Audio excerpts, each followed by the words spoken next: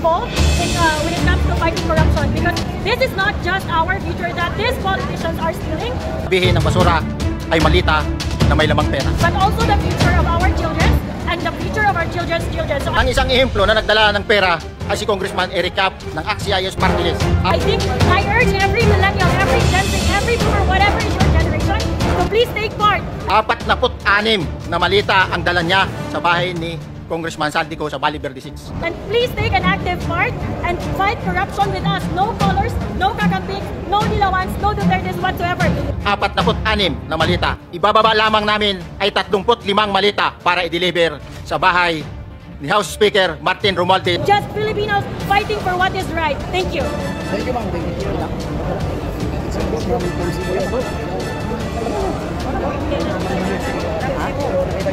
So ayan from Cebu City, isang Gen Z. Facebook is Amor Patrio as well. I'm doing political content actually calling out politicians for corruption and for calling out politicians, and because for me, these politicians should not demand and expect respect from the taong bayan. It should be the other way around.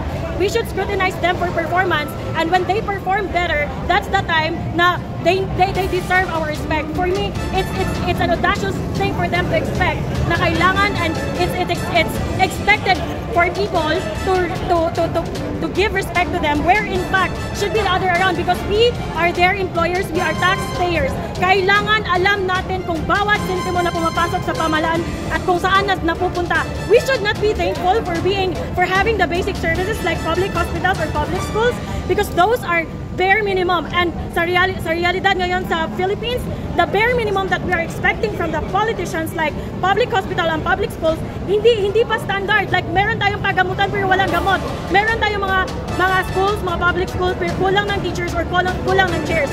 So I think it's very, very important for us to take part kasi it's our future. So if you, I'm in TikTok, I'm Amor Patrio, and on Facebook as well, I am Amor Patrio. To be honest, I am a private individual. I do not do public profile until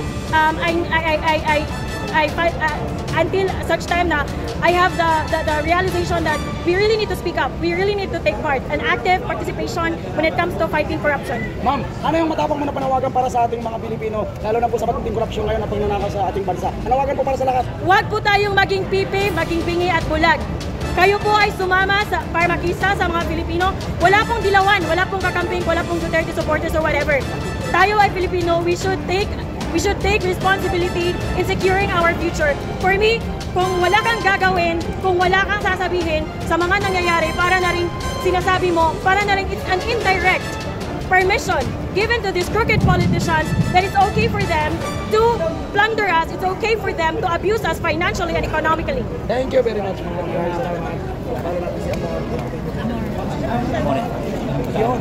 Voluntaryo po kami nandito.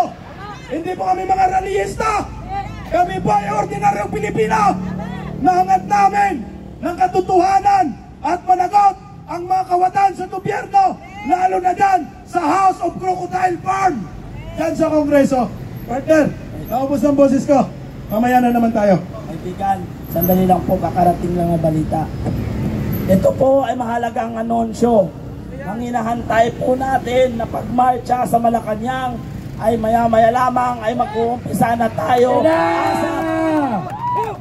So, pinapanawagan po lahat ay pumunta na dito, at pagbalik po ng ating mga kasamahan ay mag-uumpisa na tayo papunta ng Malacanang. So, handa na ba kayo? Handa na!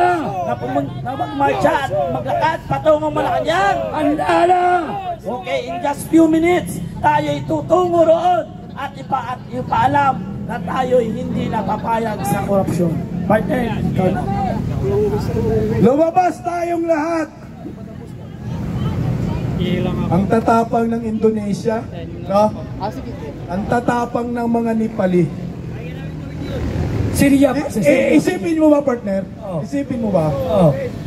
Yung Indonesia, nagoromintado sila dahil yung mga mambabatas nataasan lang ng magkano? 100 kapiraso lang. 130,000 yata lang sa piso. Nagalit na sila kasi korupsyon nga. Yun. Samantala tayo, bilyon-bilyon, trilyon-trilyon ang ninanakaw ng mga buhaya sa Kongreso. Mga bugok, tahimik pa rin natin. Yan ang sinasabi ko kanina, partner. Ang Pilipino, matitigas ang ulo. Hindi ko malaman tanga, matatalino naman sana. Harap-harapang ninanakawan na, tahimik pa rin. Nananawagan tayo, partner, na pumunta sila rito, natutulog sa bahay.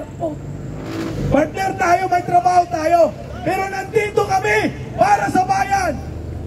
Sino ba ang sisigaw? Sino ba ang makikipaglaban?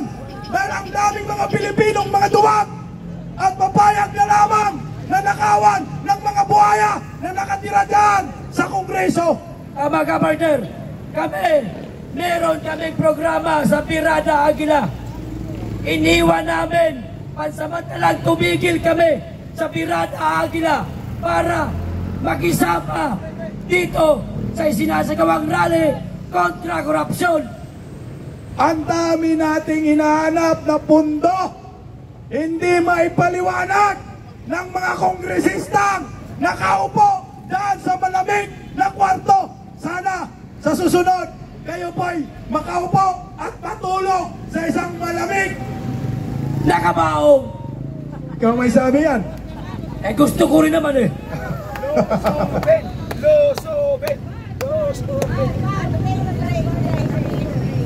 Sarap sumigaw basta para sa bayan. Masarap sumigaw basta lahat ng pinag-uusapan ay katotohanan. Correct. Kailangan tumayo po tayong lahat. Iparamdam natin sa mga kawatan sa gobyerno na hindi po tayo pumayag at hindi po tayo papayag na manatili silang nagnakaw sa kaban ng bayan. Tama na, sobra na, palitan na ang mga buhayang nakaupo dyan sa Kongreso. Martin Romualdez, managot ka sa taong bayan. Hindi po pwede natatakas ka, animal. Kailangan po namin managot ka, panagutin po natin itong Speaker of the House na hindi mapaliwanag ang trilyong-trilyong piso na nawala sa kaban ng bayan. Sabi mo, Speaker Martin, gusto mo ng transparency. Buksan mo ngayon ang inyong mga bangko. Ipaliwanag mo yung mga private jet. Saan mo yan kinuha yung pira na yan? Paano ka nakabili ng private jet na yan? Kasama kasaldi ko, 5 helicopter, 5 private jet. Paano ka nagkaroon ng aviation company? Saan ka kumuha ng pira na yan? Sus! Multi-million dollars, partner. Ang pira na yan.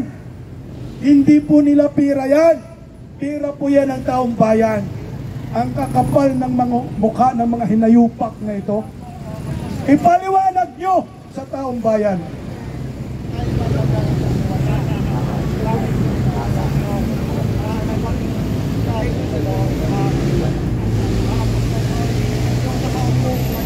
Samahan na kita, partner. Wala na ang boses talaga, partner. Hindi ko na kaya, ikaw naman. Partner, saan tayo magmarcha?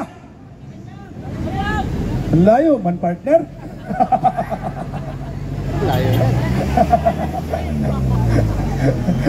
Ilang kilometro ba yan, partner? Ang rayuma.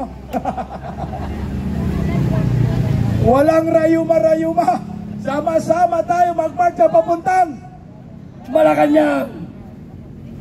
Malacanang ba talaga? Oh, sabi. Gusto ko marinig ni Martin Romualdez ang galit ng mga ordinaryong Pilipino. Tin, busog ka na, Tin. Tintin. Masyado natin malaki ang tiyan mo, Tin. Tama na yan, Tin. Hosto na.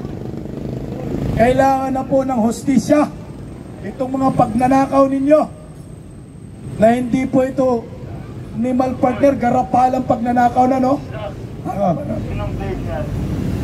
Tin, Martin. Martin. Oh. Diba, Tin? Martin. Hindi Tin. Partner, wala na akong boses, partner.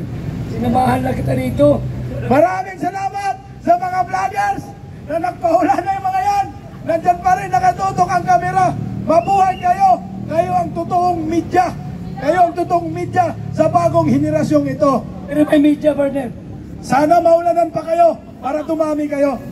May media naman talaga eh. Nandyan yung awards. Okay, mag-prepare na po. At pagdating nila, tayo'y aalis na. Ayos po itong ating tarpaulin. Maganda na po kayo. At tayo'y paalis na maya-maya lamang pagdating po nila. Dadalhin po natin lahat ng placards na ito. So, pakanya-kanya na nakukuha. Habang tayo'y nag-aantay sa kanila, music